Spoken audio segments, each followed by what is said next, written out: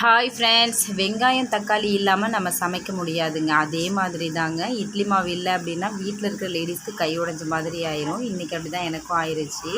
அதனால் காலையிலேயே சாப்பாடு செஞ்சு காரக்குழம்பு வச்சு கோஸ் பொரியல் பண்ணியாச்சுங்க. மதியத்துக்கும் அதே தான், நைட்டு டிஃபன் செஞ்சுக்கலாம் அப்படின்னு பிளான் பண்ணியாச்சு. அம்மா அப்பா சாப்பிட்டுட்டு வயலுக்கு கிளம்பிட்டாங்க பில்லருக்க. என் பையனும் நானும் வரேன்னு சொல்லி கிளம்பிட்டாருங்க. ஏன்னா வயலில் நிறைய மயிலெலாம் மேயும், அதெல்லாம் வேடிக்கை பார்த்துட்ருப்பாரு. நிறைய லாரி கொக்கிலைங்களாம் அங்கே மண் எழுதுங்க, வேடிக்கை பார்த்துட்டு செம்மையாக என்ஜாய் பண்ணிகிட்ருப்பாரு. நேற்று அப்படி தான் எங்கள் கொல்லையில் பூசணிக்காய் அறுவடை செஞ்சாங்க. எங்கள் பையன் எல்லாத்தையும் எடுத்து கொண்டாந்து வீட்டில் வச்சுட்டாருங்க. ரொம்ப ஆக்டிவாக இருப்பார். பாகக்காய் கூட்டு செய்யலாமேனு அரிஞ்சு வச்சேங்க. கடைசியில் அதை செய்ய முடியாதனால ஃப்ரிட்ஜில் எடுத்து வச்சுட்டேன். அதை இன்றைக்கி தான் கூட்டு செஞ்சேன்.